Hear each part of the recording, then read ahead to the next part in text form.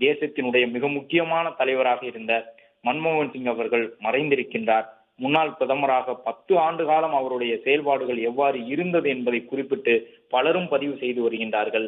சாதாரண நிலையிலிருந்து பொருளாதார நிபுணராக உயர்ந்தவர் மன்மோகன் சிங் என்று பிரதமர் குறிப்பிட்டிருக்கின்றார். மக்களின் வாழ்க்கையை மேம்படுத்த விரிவான முயற்சிகளை மேற்கொண்டவர் என்றும் பிரதமர் நரேந்திர மோடி முன்னாள் பிரதமர் மன்மோகன் சிங் அவர்களின் மறைவை சுட்டிக்காட்டி இந்த பதிவினை வெளியிட்டிருக்கின்றார். நாடாளுமன்றத்தில் மன்மோகன் சிங்கினுடைய செயல்பாடுகள் நுண்ணறிவு மிக்கவையாக இருந்தன என்று குறிப்பிட்டிருக்கக்கூடிய பிரதமர் ஈடு இணையற்ற ஒரு தலைவரை இந்த நாடு இழந்திருப்பதாகவும் குறிப்பிட்டிருக்கின்றார்.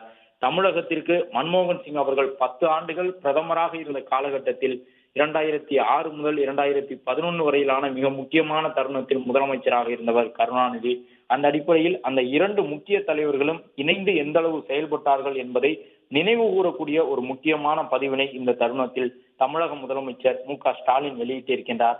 திராவிட முன்னேற்ற கழகத்தினுடைய தலைவராக அவர் வெளியிட்டிருக்கக்கூடிய அந்த பதிவில் நெருக்கடியான காலங்களிலும் மன்மோகன் சிங்கும் கருணாநிதி அவர்களும் உறுதியாக ஒன்றிணைந்து நின்று நம்பிக்கையாகவும் மாநில அடையாளங்களுக்கான மரியாதையை காப்பாற்றக்கூடிய வகையிலும் கூட்டணி அரசின் வலிமையை வெளிப்படுத்தினார்கள் என்று முதலமைச்சர் குறிப்பிட்டிருக்கின்றார்.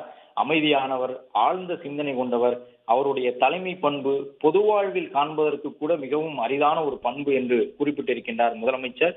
மன்மோகன் சிங் அவர்கள் மிகவும் குறைவாக பேசினார், ஆனால் அவர் மிகுதியாக சாதித்தார் என்று குறிப்பிட்டிருக்கக்கூடிய முதலமைச்சர் வாய்ச்சொல் வீரராக இல்லாமல் தனது தீர்க்கமான செயல்களால் பேசிய தலைவர் மன்மோகன் சிங் என்றும் முதலமைச்சர் தற்பொழுது தன்னுடைய பதிவிலே சுட்டிக்காட்டி இருக்கின்றார்.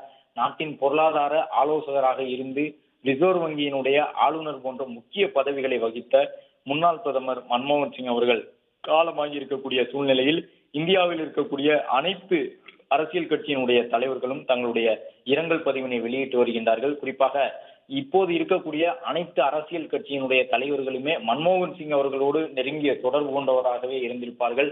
90கள் முதல் ஒரு தீவிரமான அரசியலில் இருந்தவர் முன்னாள் பிரதமர் மன்மோகன் சிங் அவர்கள். 90களுக்கு பிறகு பல ஆட்சிகள் வந்து அந்த ஆட்சிகள் எல்லாம் 5 ஆண்டு காலம் முழுமையாக இல்லாத ஒரு சூழல் இருந்தது. அந்த காலகட்டத்திலும் முன்னாள் பிரதமர் மன்மோகன் சிங் அவர்களிடம் ஆலோசனை கேட்டு செயல்படுத்தப்பட்ட திட்டங்கள் பலவாக இருந்தன. அவர் 2004 முதல் 14 வரையிலான 10 ஆண்டு காலகட்டத்தில் பிரதமராக இருந்து பல நாடுகளோடு பல முக்கிய ஒப்பந்தங்களை போட்டவர். பொருளாதார ரீதியாக இந்தியாவை பல உயரங்களுக்கு எடுத்து சென்றவர். அதிலும் குறிப்பாக பொருளாதார சீர்திருத்தங்களை மேற்கொள்வதற்கு தயங்காமல் இருந்தார். உலகளவில் தாராளமயத்தை அனுமதிப்பது தொடர்பாக இந்தியாவிற்குள்ளேயே கருத்து வேறுபாடுகள் இருந்தன. பிற நாட்டு நிறுவனங்கள், கார்ப்பரேட் நிறுவனங்கள் இந்தியாவிற்கு வரும் பொழுது இந்திய மக்களுடைய உற்பத்தி சார்ந்த பொருளாதாரம் பாதிக்கப்படுமா என்றெல்லாம் எதிர்க்கட்சிகள் கேள்வி எழுப்பியிருந்தார்கள்.